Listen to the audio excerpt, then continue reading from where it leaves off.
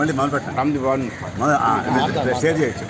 ఊపకాయంపై ఎంతైనా రాస్తా, గోపగుయ్యమును పెంచేస్తా. మూడో ప్రపంచ యుద్ధం ఇది, నేడో రేపో తథ్యమది. అలనాడు మానవుడు ఆకులను వదిలిచు కన్న మూలములేసి కొడుకు నింపక చూసే. అడవిలో పరిగెట్టి విల్లెక్కు పెట్టి పెట్ట మాంసను కొట్టి చెట్టు గొమ్మను కొట్టి 2 రాళ్ళను తీసి నిప్పు రాజేసే. కోటి విద్యలు నేర్చి కూటి కోసమే తీసే. ఇప్పుడు వ్యాయామం లేని చదువు, విరామం లేని కొడుగు. ఎంటర్ చేస్తే డేటా, ఇంటికి ఎప్పుడు బేట. పొలుగు పొట్టుట లేదు, పప్పు రుబ్బుట రాదు.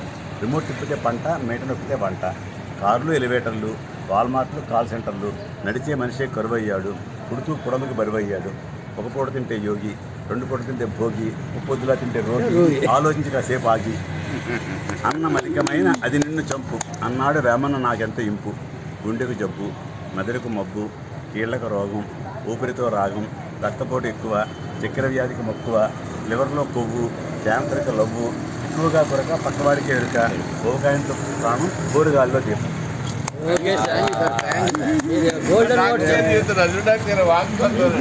నేను రాసినది.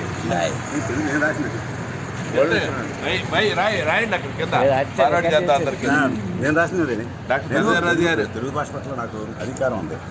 దేనికన్నా నిన్న విద్యలో మన భాష, తెలుగు వృత్త పద్యం అలరేను ప్రాస, పల్లె పల్లెకు చూడ మారేను యాస, అల్లసాని యుగునికింపైన భాష, నన్నయాది కవుల కన్నది భాష, తిక్కన అక్కున చేరిని భాష, పోతన ఘంటాన ప్రవశించిన భాష, వేమన పలుకులో కురికిని భాష. తెలుగు రాదా? తెలుగు రాదా? తెలుగు జైల ఎన్న దేశంబు తెలుగు, ఏను తెలుగు వల్ల బుండ తెలుగు కండ, ఎల్లందు కొలుగొలికి తెలుగువా భాషాడి, దేశ భాషలందు తెలుగు లెస్స.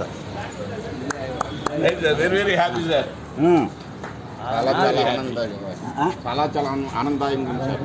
మిమ్మల్ని కళ్ళలో చాలా